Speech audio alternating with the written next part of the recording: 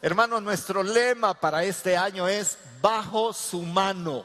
Bajo su mano, eso va a ser nuestro tema todo el año. Ahí vamos a predicar y siempre vamos a terminar en esa frase que lo que queremos es transmitirle varios pensamientos, sentimientos, realidades espirituales y materiales también, para que usted vea que sería imposible vivir nuestra fe y vivir en este mundo si no estuviéramos bajo la mano de Dios. Así que este año, bajo la mano de Dios, será nuestro lema. Y hoy comienzo a predicar para que nos metamos en toda la historia de dónde viene esto, por qué vamos a estar tratando esto, de qué me sirve todo esto en mi vida, cómo puedo hacer esto práctico para mí, y otro montón de cosas que siempre pensamos. Pero mire, paradójicamente el título de la predicación de esta mañana es como si fuera lo contrario. Y el título del mensaje de esta mañana es: cuando nadie me tiende o tiende una mano. Cuando nadie tiende una mano. Estoy seguro que cada uno de nosotros ha pasado momentos en la vida en donde nos da la impresión que tocamos una puerta, se cierra, tocamos otra, ni siquiera nos contesta otra, le hablamos a amigos, a familia, y dice: brother, hermano, hermana, mamá, papá, ayúdeme. Y o no pueden o no quieren, y uno está tratando de buscar la bendición o la ayuda oportuna, pero no, al contrario. Parece que de repente no solo nos comienza a llover, sino que nos llueve duro, hermanos, en la vida. Y buscamos refugio y buscamos apoyo para todos lados, y nos damos cuenta, nadie nos tiende una mano. Y el pastor, ni se apareció el pastor. Y el líder, no apareció el líder. Y fulano de tal, y mis amigos, ¿dónde están mis amigos? Y da la impresión que nadie le tiende a uno una mano. Entonces, esta mañana quiero hablar de ese tema, pero no lastimeramente, sino quiero compartir este tema desde la perspectiva de nuestro lema, bajo la mano de Dios. Y bajo esa perspectiva vamos a tratar de aprender esto. Vamos a orar antes de ir al contenido del mensaje, y quiero aprovechar para orar por doña Virginia, por Débora, por Berito y Oscar. Van a tener su bebé esta semana también, así es, ¿verdad? El sábado, así es, ¿verdad? El viernes, jueves y viernes, nos vemos ahí en el ginecológico. Va, chévere, ahí vamos a estar, ahí comemos en el cafetín, hermana, ¿verdad? Un abrazo a Berito y a Oscar, por favor, porque les viene su niña. Ellos tienen 2 varoncitos y ahí viene su niña para este viernes, ¿verdad? Padre Santo, ponemos en tus manos a nuestras hijas, Señor, porque lo son. Todas las chicas de la iglesia, sus hogares, sus matrimonios, sus casas, es como si fueran de nuestra familia. Y Padre, las ponemos en tus manos, dale fortaleza, dales buen ánimo, resistencia, Señor, que lleguen a las fechas que tú has determinado, Señor, y que todo vaya bien en el nacimiento de los bebés. Así te ponemos en tus manos a doña Virginia. Por favor, Señor, glorifícate en este detallito que ella tiene en su cuerpo, para que pueda salir adelante y también le dé fuerza a su familia. Y a nosotros acá, llénanos de tu Espíritu Santo, porque sería imposible, Señor, aprender de ti si tu Espíritu no acomoda lo espiritual a lo espiritual, y si a mí no me llenas, Señor, para que lo pueda exponer claramente, con poder, pero también con amor, Señor. Ayúdanos pues a que esta mañana tengamos tal nivel de comunión contigo, que tu Espíritu Santo tenga libertad y genere y produzca el fruto que ha de producirse, de conversión, de cambio, de fortaleza, de ánimo, lo que tú quieras, lo que cada quien necesite en esta mañana. Gracias, Señor, te bendecimos en el nombre de nuestro Señor Jesucristo. Amén, Señor. Amén, Padre. Muy bien, hermanos. A partir de hoy nos vamos a sumergir en una serie de principios imitables. Cuando uso la palabra principios, son cosas, valores y otras cosas más que nunca cambian, que no cambian, que han sido válidos hace 2000 años, 1500 ahora, y van a seguir siendo válidos. A veces tenemos que aprender a vivir por principios y no por imitación. Pero cuando una iglesia aprende principios imitables, esto es una maravilla.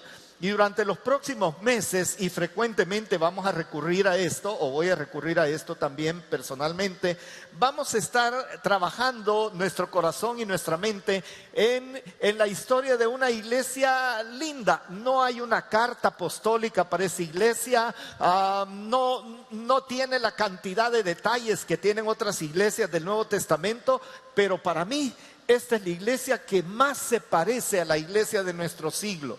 Y me estoy refiriendo a la iglesia de Antioquía de Siria. Esto es una iglesia que surge de una manera tal que uno se queda como sorprendido. ¿Cómo Dios puede hacer cosas así? Tanto hemos abrazado este tema de Antioquía de Siria que nuestro objetivo de este año como iglesia es establecer en cada uno de nosotros, en toda la congregación, mire esto, un estilo de vivir, algo que nos marque como para hacer cambios o fortalecer cosas que ya tenemos bajo la poderosa mano de Dios, implementando principios del modelo de la iglesia de Antioquía. La iglesia de Antioquía es un modelo, pero no la podemos repetir. Pero los principios que la sustentaron sí los podemos abrazar.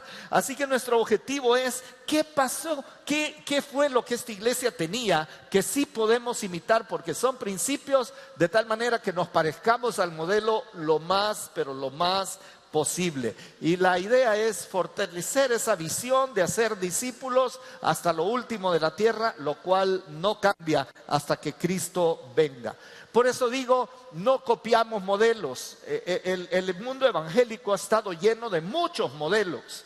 Yo llevo 40 y tantos años en la fe y he visto diferentes modelos, ¿verdad? Que la iglesia con propósito, que el crecimiento y una gran cantidad de modelos, que la iglesia de no sé qué creek y un montón de modelos por todos lados, y solíamos cometer un error, que queríamos repetir lo que esas iglesias estaban haciendo por allá, normalmente en los Estados Unidos o en Sudamérica o el Caribe, pero no somos esa cultura, hermanos. Quisimos trasladar el modelo de una iglesia con propósito, Saddleback Baptist Church en el condado de Orange, en California, pero hermanos, ni económicamente, ni culturalmente, ni el estilo de vestirnos, pues. Pero si usted alguna vez vio a los pastores predicando con guayabera, ¿verdad? Y en shorts y chancletas, créame, eso es copiar un modelo, pero yo no soy Rick Warren, no tengo las capacidades ni tengo las habilidades y ustedes tampoco son aquella congregación. Entonces, a veces se intenta copiar lo que se ve superficialmente y no nos fijamos en los principios que aquella iglesia tenía y posiblemente tenga. Con Diana hicimos un viaje para conocer aquella iglesia y hermanos, impresionante. Tenían un monte Calvario literal con piedras, zarzas, nopales, con todo y una cruz manchadita de sangre y todo ahí, ¿verdad? Ahí estaba un monte Calvario. Pero ¿sabe qué me impresionó más? La escuela dominical.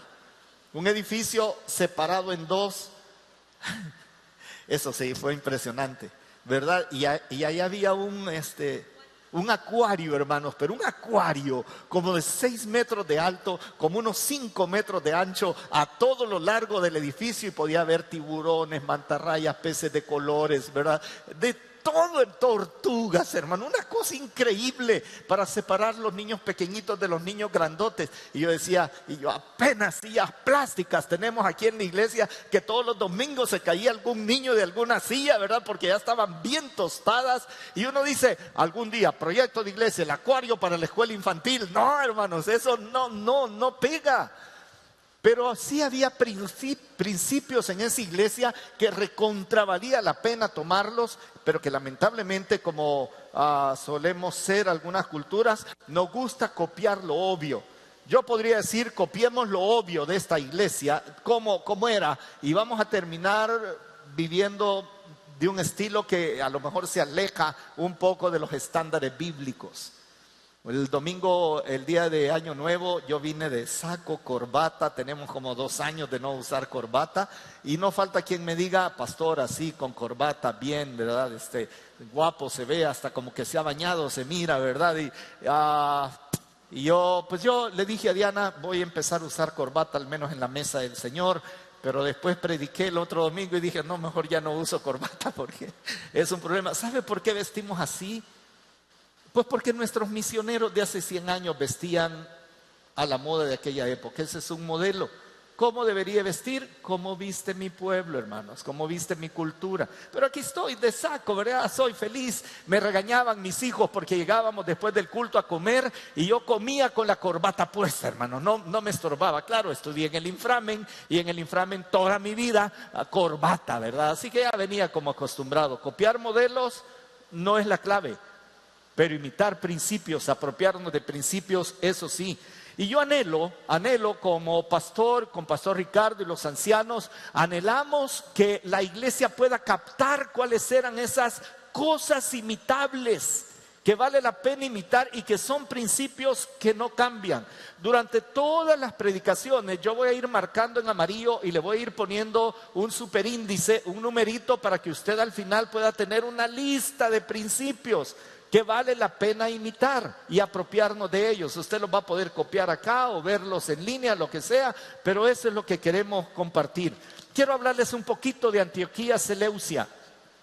Antioquía Seleucia o Antioquía de Siria está como a 500 kilómetros de Jerusalén, quizás por eso no tuvo tanta influencia. Y esta era una ciudad interesante, una ciudad siria, ahí en el Mediterráneo, que la Biblia le llama el Gran Mar. No estaba a la orilla del mar, era más bien un puerto fluvial, que usted entraba a un gran río y allá adentrito, bastante adentro, ahí estaba esta ciudad, un puerto súper comercial. Podríamos decir que era como el Panamá, o a lo mejor el Miami, ¿verdad? Que uno se mete por todos lados y tal vez otros puertos importantes que usted pueda imaginar. Y donde hay puertos hay de todo, hermanos, hay de todo. Hay comercio, hay industria, hay servicios y hay abundante pecado y hay gente de todos lados, ¿verdad? Gente que habla cualquier cantidad de idiomas, pero siempre hay un idioma común. Normalmente en estas regiones el idioma común era el griego de la época. Eso hablaban todos, no importaba si era israelita o si era romano, lo que sea, se hablaba griego. Era muy cosmopolita, un ambiente súper liberal, hermanos. Nadie le anda diciendo a nadie cómo vestir, cómo comer, a dónde reunirse, no reunirse. Era muy parecido a cualquiera de nuestras ciudades modernas también. Además, no hay mención de sinagoga. En casi todas las demás iglesias del Nuevo Testamento dice, y Pablo fue a la sinagoga, y Pedro vino con los hermanos de la sinagoga tal. Aquí no se menciona sinagoga. No sé si había o no, pero una cosa es cierta, relevante no se menciona. La sinagoga era la opción de adoración para judíos residentes, para que pudieran adorar ahí donde quiera que estuvieran. Aquí no se menciona.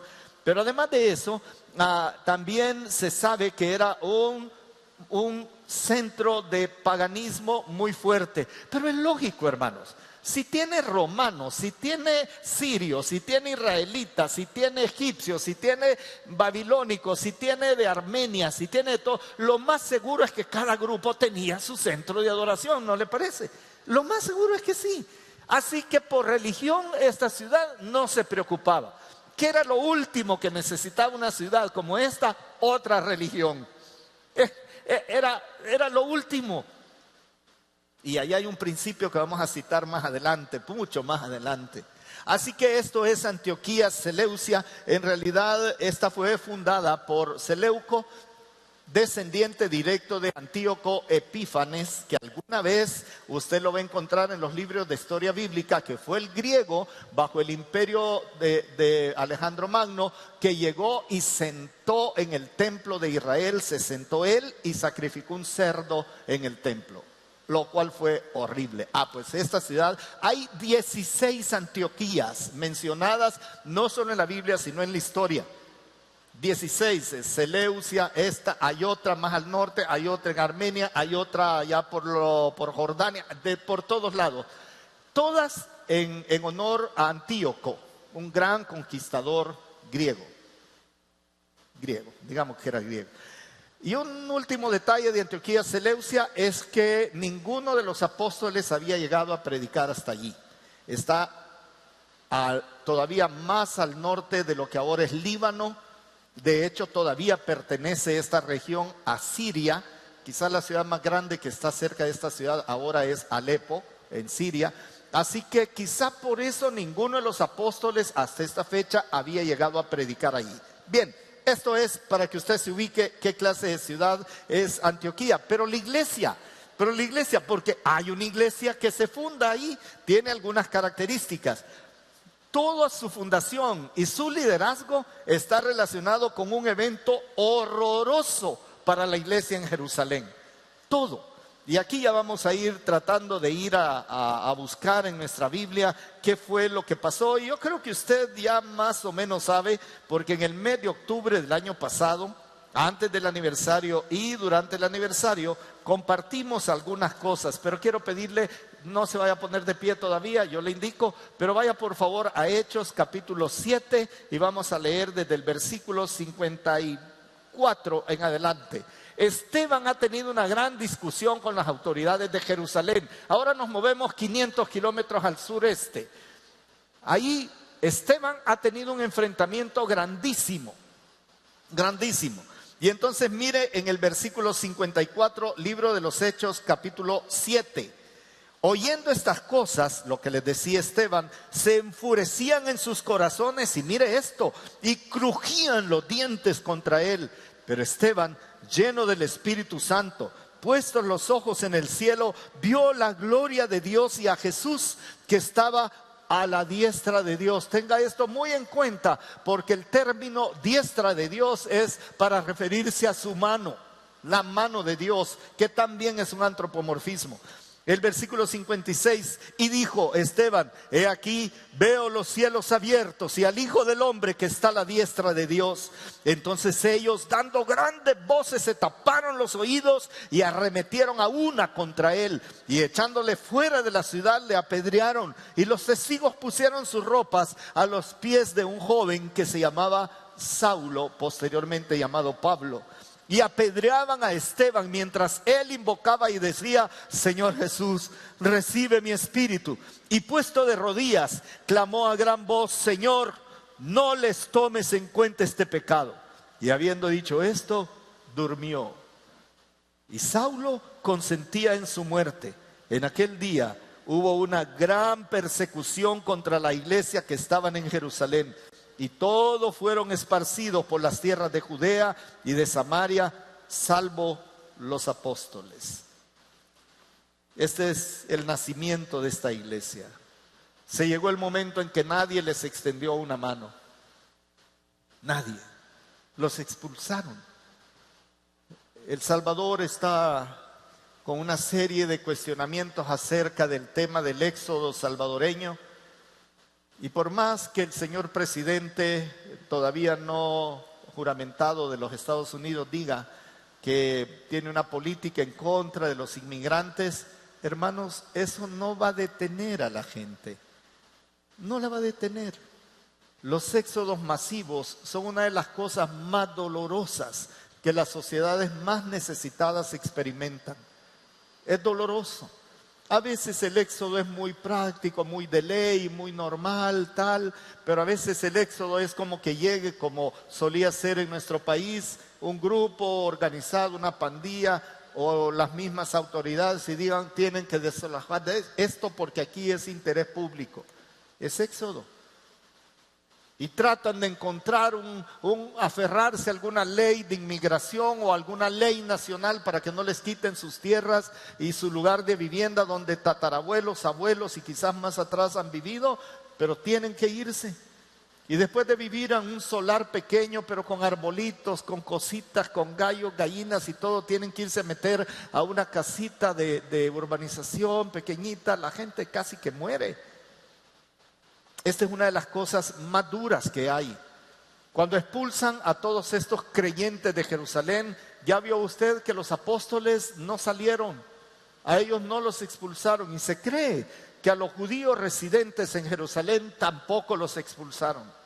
La mayoría de los expulsados se cree que posiblemente era gente que no tenía arraigo en la ciudad.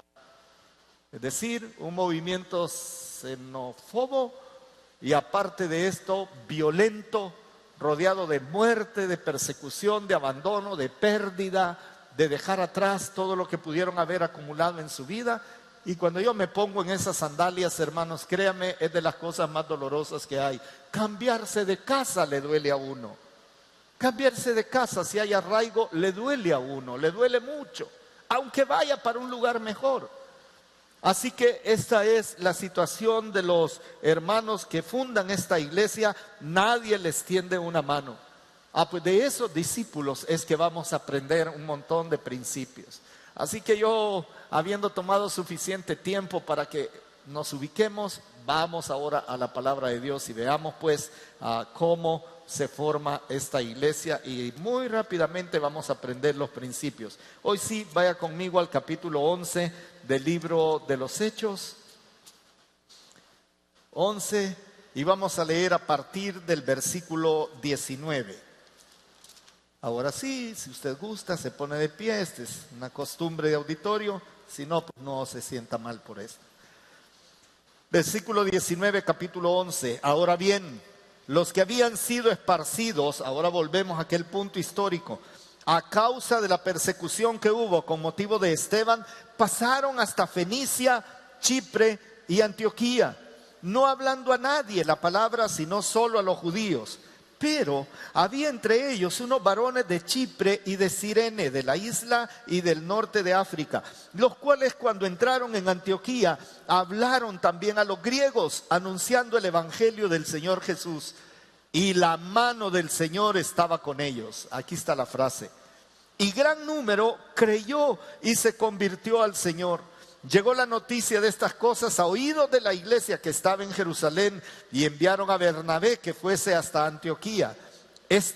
Cuando llegó y vio la gracia de Dios, se regocijó y exhortó a todos a que con propósito de corazón permaneciesen fieles al Señor, porque era varón bueno y lleno del Espíritu Santo y de fe. Y una gran multitud fue agregada al Señor. Después fue Bernabé a Tarso para buscar a Saulo, y hallándole le trajo a Antioquía. Mire qué cosa más extraña. El causante de la muerte de Esteban, y a quien le ponen las ropas de Esteban, es el primer líder externo que van a buscar para traerlo a esta iglesia. Ay, hermano, esto es una locura. Aquí sí nos parecemos, mire, porque hacemos un montón de locuras como esto, pero esto es muy hermoso. Y se congregaron allí todo un año con la iglesia y enseñaron a mucha gente. Y a los discípulos, mire qué cosa, se les llamó cristianos por primera vez en Antioquía. En aquellos días unos profetas descendieron de Jerusalén a Antioquía, y levantándose uno de ellos, llamado Agabo, daba a entender por el Espíritu que vendría una gran hambre en toda la tierra habitada, la cual sucedió en tiempo de Claudio.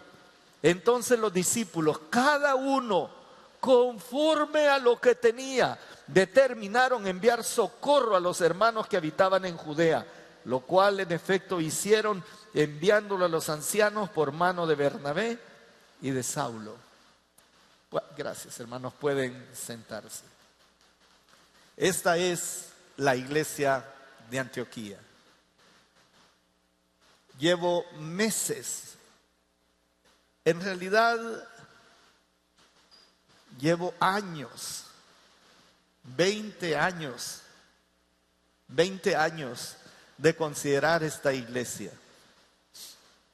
En mi anterior iglesia, este había sido el lema y el plan para los siguientes 7 años, en 2005. Pero por alguna razón, 2 años después, el plan se había cambiado. 1 año después, el plan se cambió. Y ya no pude disfrutar de lo que aquel momento pudo ser, pero la costumbre era que los pastores nos metiéramos de lleno en una porción, y en esa vez pues así lo hicimos.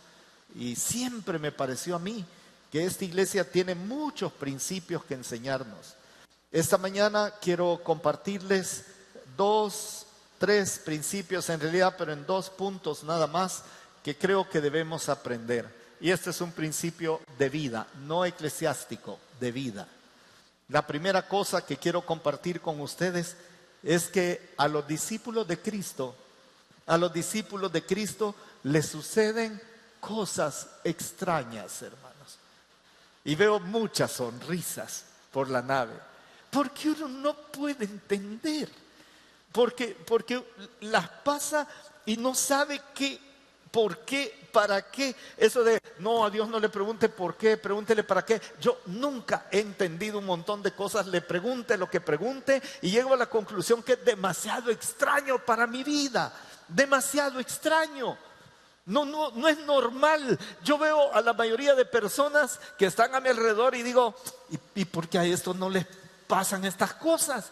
¿Por qué yo tengo que pasar por este montón de cosas extrañas? Y no quise ponerle malas o buenas, porque simplemente son extrañas, son raras, son incomprensibles. En el versículo 19 dice, ahora bien, ese ahora bien es importante porque, les vengo contando una historia, pero no olviden, ahora bien, acuérdense que, ¿verdad? Por ahí va ese ahora bien. Los que habían sido esparcidos a causa de la persecución que hubo con motivo de Esteban. Ahora, si usted hubiera sido parte de ese grupo que fue esparcido, Lucas escribe este libro muchos años después.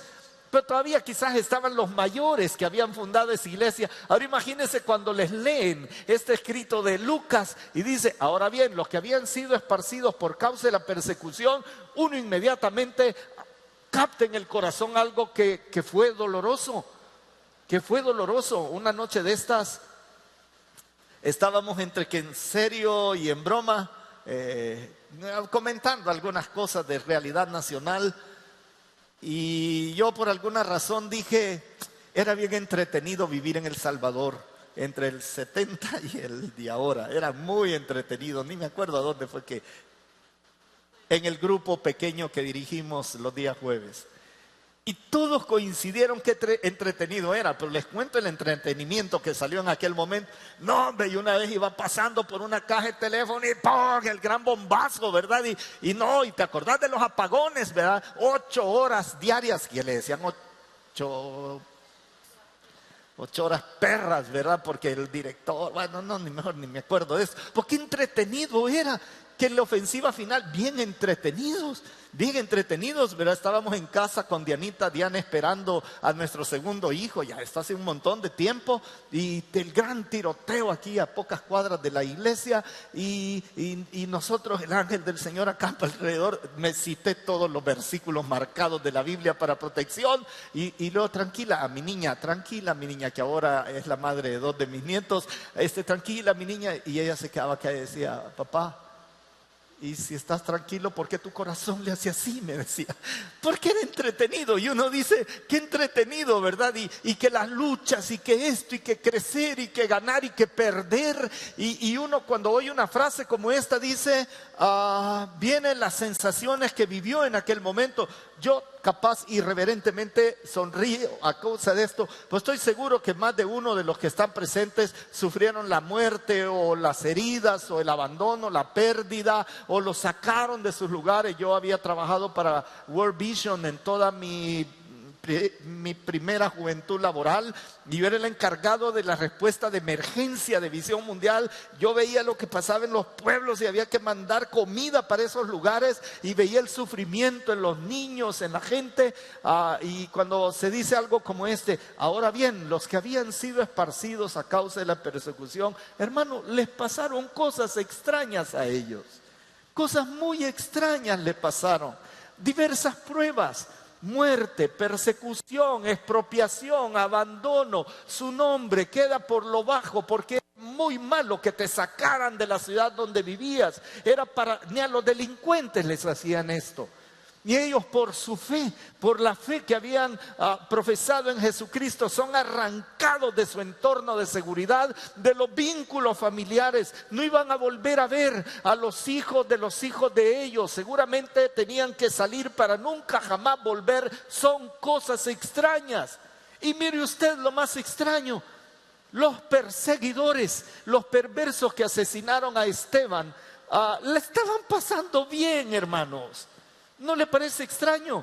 Porque estos malvados que hacen todo esto, les sale todo bien. Hasta deben haber celebrado la victoria de haber expulsado a esta lacra que se hacen llegar seguidores del camino, porque así les llamaban. Son cosas muy extrañas en la vida. Y estoy seguro que cada uno de nosotros puede pensar en situaciones extrañas que no siempre son un asunto de fronteras o de ciudadanía, no. A veces empleadores, compañeros de trabajo, a veces amigos, a veces familia, a veces iglesias, nos tratan de una manera o uno tiene una percepción de que nadie me tendió la mano en un momento de gran necesidad. La gran competencia laboral, el que te abraza, come contigo todos los mediodías y hasta se va para el happy hour de saber qué, ¿verdad? De té y chocolate y café en alguna cafetería. Hasta ese, en un momento de crisis, no, yo no puedo meter las manos, no me puedo quemar por vos.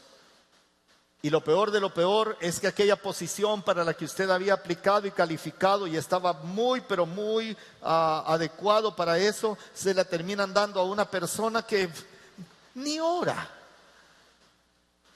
Y uno dice, Dios, esto es extraño. Bien, a los creyentes nos pasan cosas extrañas, hermanos.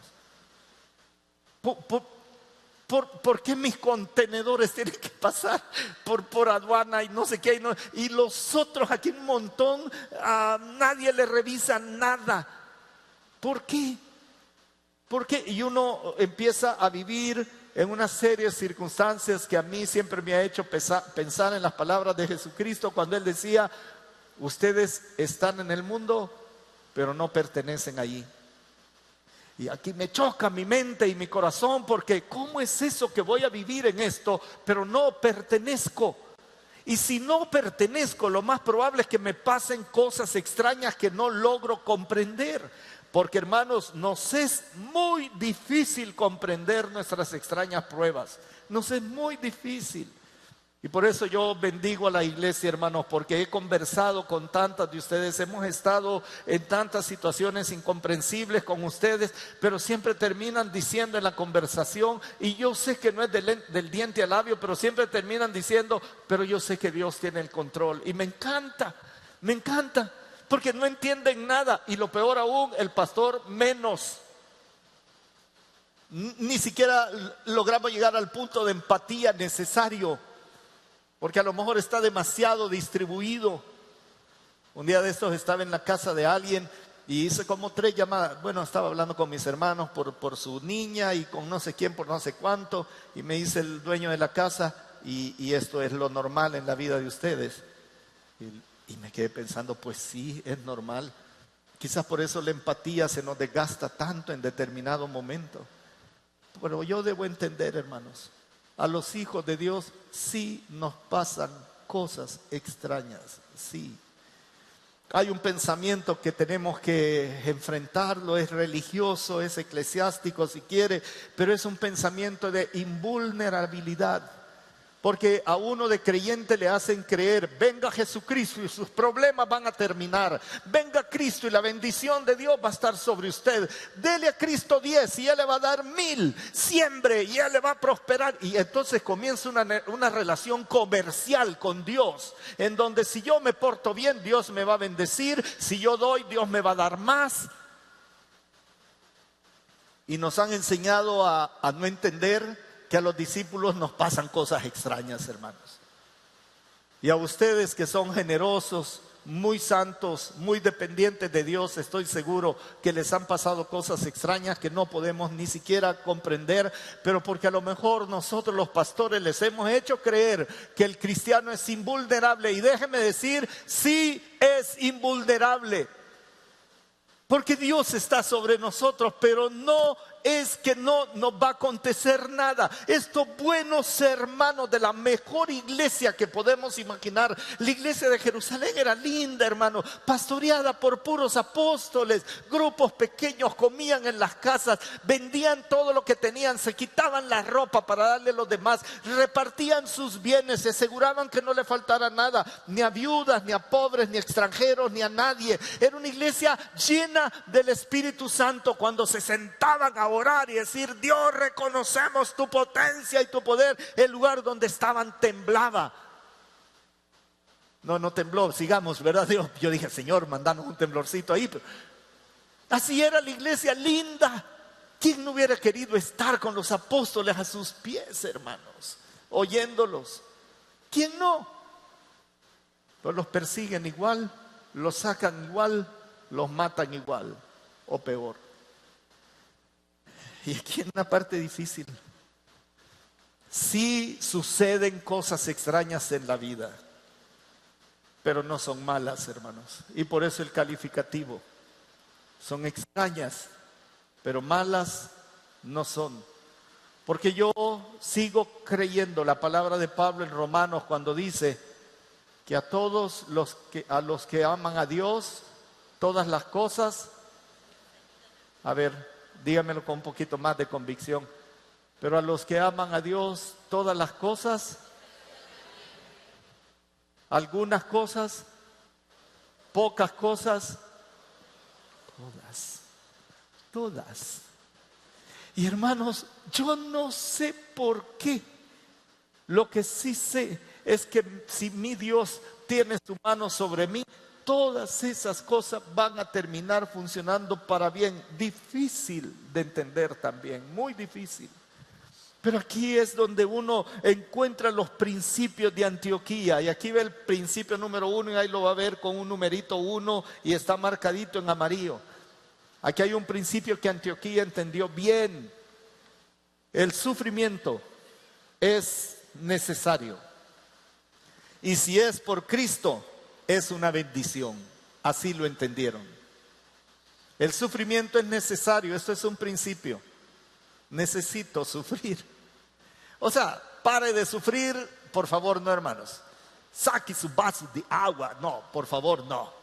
Compre la rosa bendecida. No. El aceite maravilloso. No. Hubiera hecho negocio con eso, hermanos, en realidad. Es un buen negocio. Es un buen negocio. Pero aquí está el primer principio. Hago un recorrido en la Biblia. Ya le dije que no le voy a poner muchos textos para que se oiga cuando van pasando las páginas o cuando está tecleando en el teléfono, ¿verdad? Pero vamos a hacer un pequeño recorrido en este primer punto y muy rápido. Por ejemplo, en el capítulo 14 del libro de los Hechos, Pablo se está despidiendo de la iglesia en Derbe y en Listra. ¿Qué pasó en Derbe? Pues nada, le pegaron una gran garroteada a Pablo y lo dejaron como muerto en las afueras de la ciudad. Pablo, yo creo que él sentía como que se la tenía bien merecida por todo lo que había hecho antes, pero no, hermanos, no, porque Cristo ya vivió, murió, pagó por todos mis pecados. No voy a estar pagando mi pecado, no tengo forma de pagar mi pecado, tendría que cortarme en 10,000 pedazos y no lo paga. Cristo pagó todo el pecado nuestro.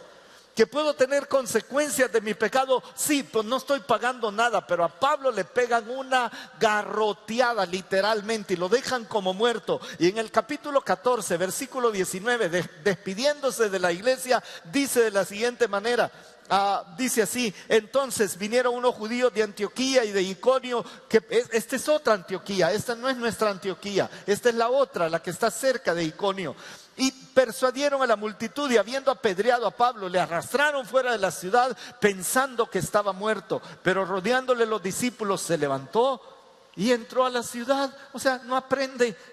Se levantó y entró a la ciudad otra vez. Y el día siguiente salió con Bernabé para Derbe. Y después de anunciar el evangelio en aquella ciudad y de ser muchos discípulos, volvieron a Listra, a Iconio y a Antioquía, confirmando los ánimos de los discípulos, exhortándoles a que permaneciesen en la fe y diciéndoles: es necesario que a través de muchas tribulaciones entremos en el reino de Dios. No puedo pagar la entrada al reino. El único que pagó mi entrada al reino por gracia fue mi Señor Jesucristo. No hay otra forma. Pero sí está anticipando y diciendo: que sepan, van a pasar un montón de tribulaciones. Eso es lo primero que él dice en la segunda carta de Pablo a Timoteo. Esto es bastante más adelante, pero Pablo está escribiéndole a Timoteo diciéndole: listo, atento, no creas que porque sos el ministro no te va a pasar nada. Alguien me dijo alguna vez: hermano, no se preocupe, ¿verdad? A usted no le va a pasar nada, porque había tenido un accidente de tránsito y había muerto una persona. No le va a pasar nada, nunca va a ir a la cárcel. Y yo en mi mente decía: ok, José, Jeremías, Pedro, Pablo, Jesús, ahí fueron a parar a la cárcel. O sea que el punto no es si voy a parar a la cárcel, sino entender que pasan estas cosas porque Dios va a hacer que algo mejor suceda eventualmente y es necesario. Y Pablo dice: es necesario. Y Pablo le dice a Timoteo lo siguiente: pero tú has seguido mi doctrina, conducta, propósito, fe, longanimidad, amor, paciencia. Hasta ahí todo va muy bien, muy lindo. Pero versículo 11, persecuciones, padecimientos como los que me sobrevivieron en Antioquía, en Iconio y Listra, citando aquello que acabo de leer. Persecuciones que he sufrido y de todas me ha librado el Señor.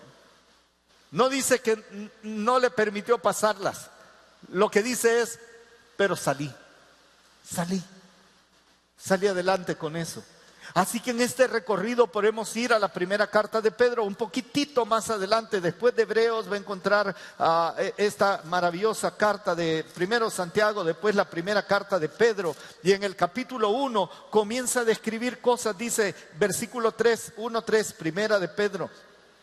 Bendito el Dios y Padre de nuestro Señor Jesucristo, que según su grande misericordia nos hizo renacer para una esperanza viva por la resurrección de Jesucristo de los muertos, para una herencia incorruptible. Aquí les pone la mirada en la eternidad. Para una herencia incorruptible, incontaminada, inmarcesible, reservada en los cielos para vosotros, que sois guardados por el poder de Dios mediante la fe. Pare.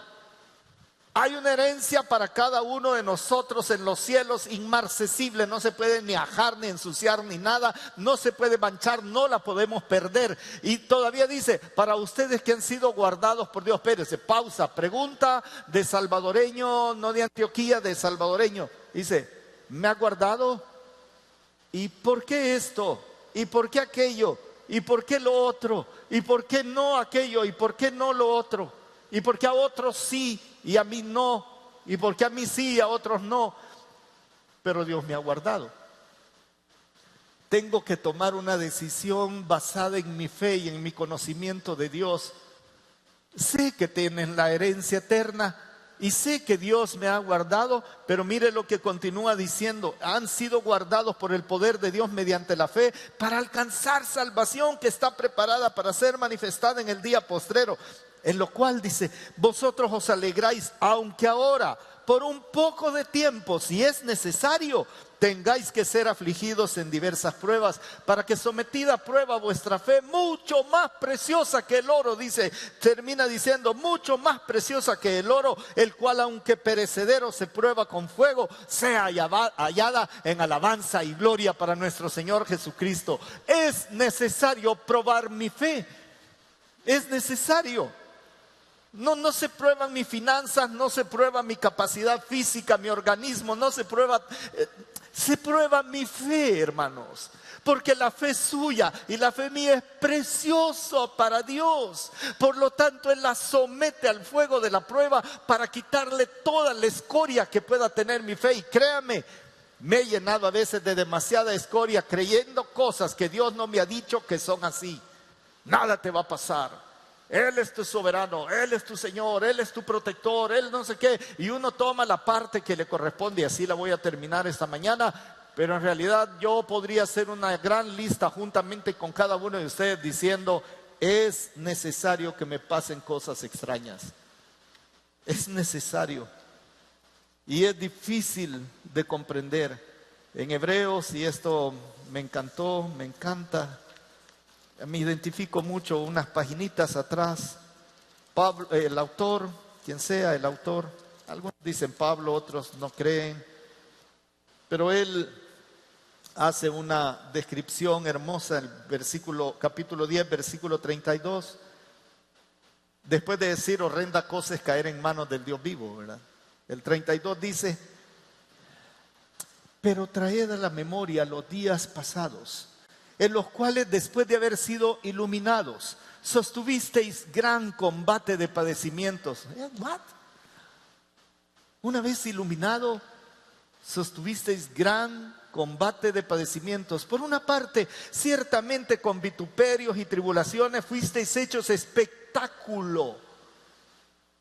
El showtime del sistema. Y por otra, llegasteis a ser compañeros de los que estaban en una situación semejante, porque de los presos también os compadecisteis, y el despojo de vuestros bienes sufristeis con gozo, sabiendo que tenéis en vosotros una mejor y perdurable herencia en los cielos. No perdáis pues vuestra confianza, que tiene grande galardón. ¿Ha sufrido despojo usted, sí o no, hermanos? ¿Ha sufrido pérdida, sí o no? ¿Ha sentido que lo que era suyo se lo arrebataron injustamente, mañosamente? Mañosamente quiero decir con mañas, o más claramente se lo hurtaron o se lo robaron. No me cabe duda que más de uno hay aquí o habemos acá. Y dice, soportaron el despojo de sus bienes. Lo soportaron. Sufristeis con gozo, sabiendo que tenéis en vosotros una mejor y perdurable herencia en los cielos. No perdáis pues vuestra confianza. Otra vez el tema de la fe, que tiene grande galardón, porque os es necesaria. Mire cuántas veces he usado o usa la palabra necesaria, la paciencia. Déjenme traducir paciencia. Paciencia no solo es esperar que este tráfico condenado no sea paciencia, no le pites, paciencia. No. ¿Sabe qué significa esta palabra? Longanimidad, pero esas palabras no las usamos en nuestro lenguaje común. Longanimidad es mantener largamente el buen ánimo. ¿What? Así que puedo decidir si soy solo impaciente o si rápidamente se me acabe el ánimo. Y él dice, para que ustedes puedan esperar pacientemente, sabiendo que habiendo hecho la voluntad de Dios, obtengan la promesa. Porque un poquito, y el que habría de venir vendrá, y no tardará. Mas el justo, mientras viene, vivirá por la fe, y si retrocediere, no agradará mi alma. Así que a los discípulos de Cristo nos pasan cosas extrañas, hermanos. Pero déjenme terminar como si fuera una conclusión. A los discípulos de Cristo nos cubre la poderosa mano de Dios, hermanos. Y ese es el tema de todo este año. Nos cubre la poderosa mano de Dios. El versículo 21 dice, y la mano del Señor estaba con ellos. ¿Cómo entender la mano de Dios? Porque este es un antropomorfismo. Dios no tiene cuerpo, Dios es espíritu, y los adoradores debemos adorarle en espíritu y en verdad. Él no tiene una figura ni humana, ni animal, ni vegetal, ni nada. Dios es espíritu, pero se usan formas humanas para determinar algunas cosas, para entenderla. No solo es un antropomorfismo, es que es afectivo, es muy afectivo. Poner la mano sobre alguien tiene varios significados. Puede significar protección, presencia, propósito, delegación, dominio. Hace unos días hubo un partido entre el mejor equipo del mundo, además de la Alianza, y el Real Madrid jugó un partido y hubo un pleito al final. Y nos quedamos viendo el pleito porque nosotros así medio pelea para ver si se dan, ¿verdad? Y vi que el entrenador del Real Madrid tomó al muchacho del otro equipo, del Mallorca, con el que estaban teniendo problemas de un lado y de otro, y le pone la mano sobre el hombro y de repente le pone la mano sobre el cuello y se lo llevó caminando. Y estaba con mi hijo y le digo, mira, qué manera de calmarle los ánimos de un viejazo que entiende que su mano tiene un peso súper especial. Lo calmó, iba enojado, pero lo fue conduciendo porque no lo vemos directamente, pero él iba caminando y lo iba llevando con su mano sobre la parte baja del cuello y sobre el hombro. Transmite a la vez, tranquilo hijo, yo sé que estás dolido, que estás amargado, te quiero, ¿verdad? Pero cálmate, aquí te tengo controlado con mi mano, no te vas a regresar, yo te estoy llevando. Había tantos mensajes. Cuando la Biblia dice la mano de Dios estaba sobre ellos, hay tantos mensajes, hermanos. No solamente es que está como que es una fuente de dinero, de bienes para que le suelte el pisto que necesita. Hay muchas cosas más. Hay para que no me regrese la mano de Él sobre mí. Hay para que tenga dirección y sentido. Hay para delegarme alguna autoridad o responsabilidad, la mano de Dios sobre mí. Hay cuidado, hay protección, hay guía, pero también hay empuje. Hay de todo, hay rescate. Cuando mis pies van a ir por un lado, la mano de Dios me toma así. Hay protección porque la mano de Dios me tiene en su hueco y nada ni nadie me puede apartar de ella. En fin, cuando dice la mano de Dios es todo, todo, es un montón. Nunca faltó la mano de Dios sobre aquellos hombres y mujeres, nunca, hermanos.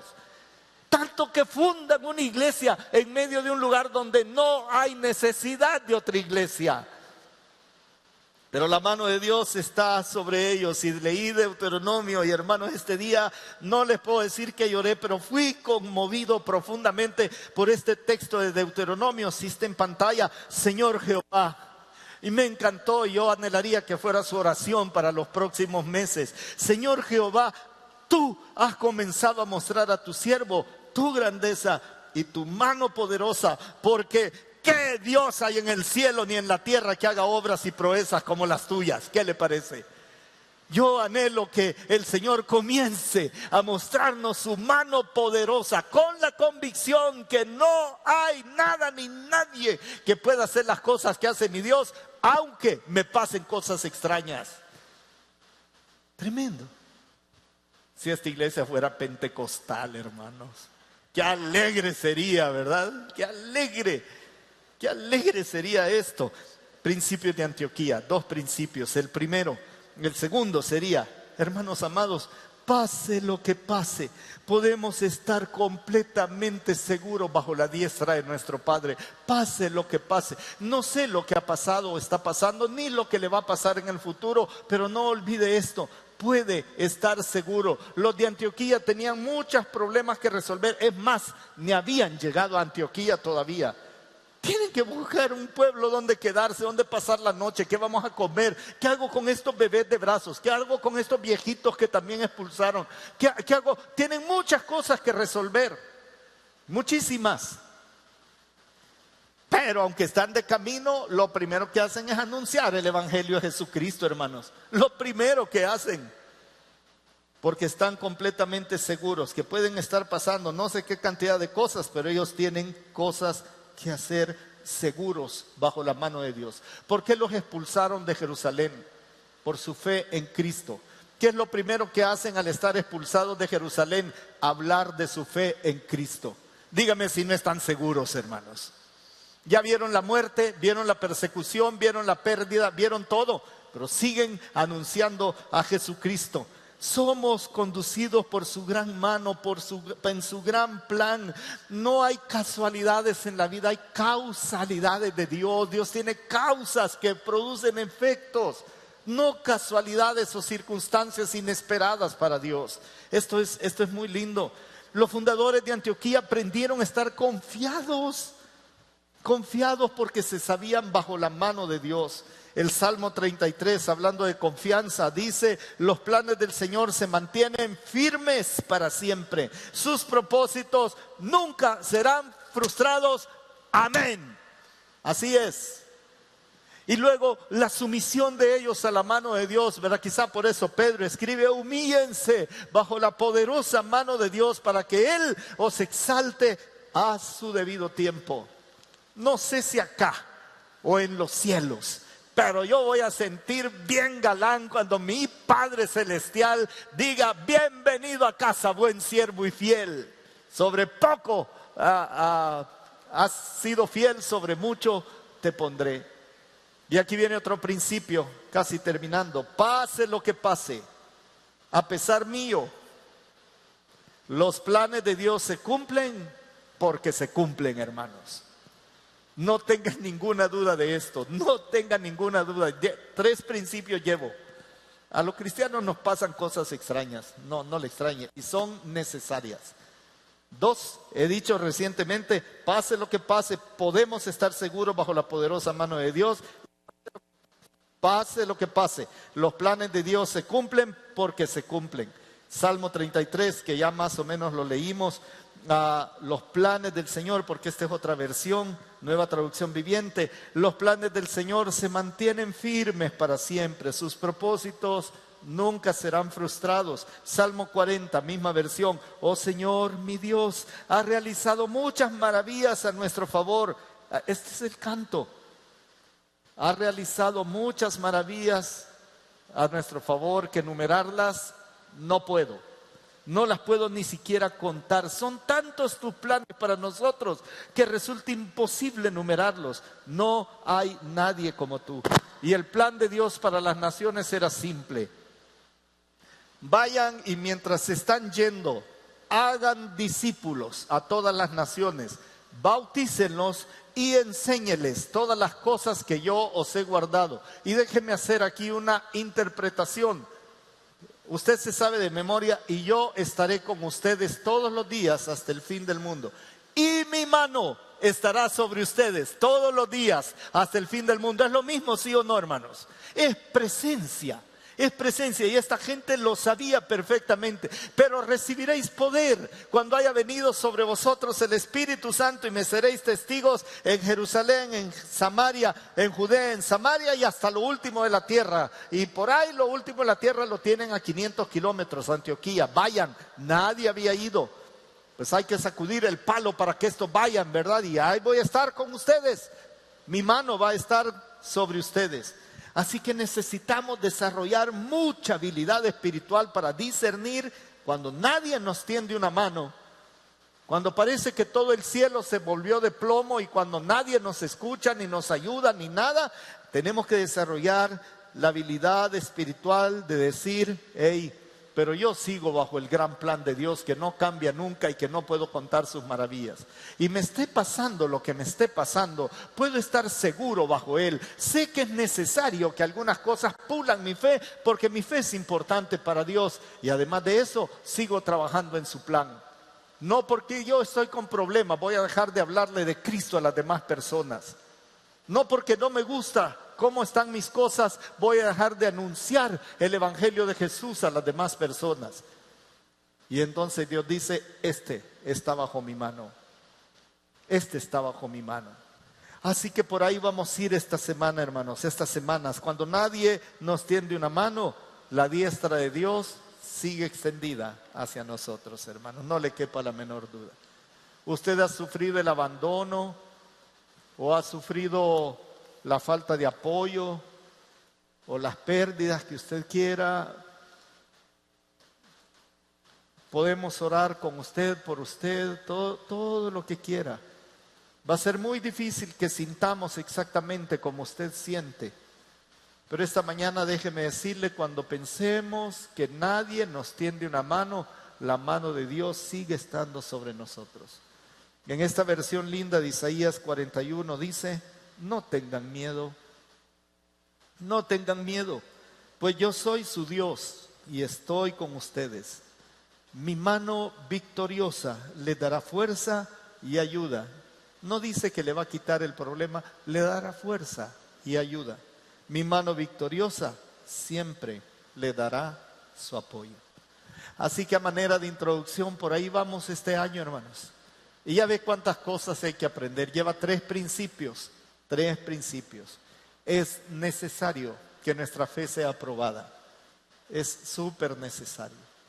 No le quepa ninguna duda de esto. Padre Santo, aquí estamos delante de ti, apenas viendo los bordes de esta maravillosa iglesia. Y ya tenemos cosas que imitar. Nuestra fe es importante para ti. La vas a probar, la vas a limpiar, Señor. Nos va a doler, la vamos a pasar bien, quizás la mayoría del tiempo. Pero Padre, pon en nuestro corazón tal convicción de tu mano sobre nosotros que ni se nos ocurra apartarnos o abandonar nuestra fe. Que más bien, Señor, nos demos cuenta que esas personas, estos perseguidores, tenían tanta necesidad como cualquier otro, o más bien como cualquier bueno, de oír el mensaje de Jesucristo.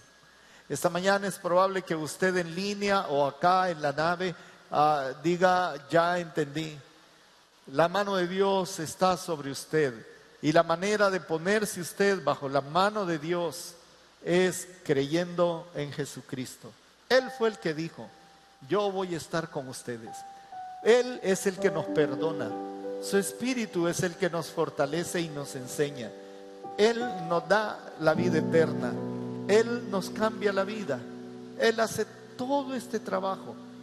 Pero es necesario que usted se arrepienta y crea en Jesucristo para que Él sea su Señor y su Salvador. Si hay alguien esta mañana acá que dice, yo me quiero entregar a Jesús, el Evangelio es que el Dios eterno envió a su único Hijo a morir por nosotros para darnos perdón de pecados, vida eterna y restaurar la imagen que se había perdido por el pecado. ¿Habrá alguien esta mañana acá? Levante su mano, yo quiero orar con usted. O posiblemente en línea, por favor escríbanos, déjenos saber que hoy se entregó a Jesucristo. Padre Santo, bendícenos pues, Señor, y danos curiosidad de conocer esta iglesia de Antioquía. Bendito seas en el nombre de Jesús. Amén, Señor. Amén.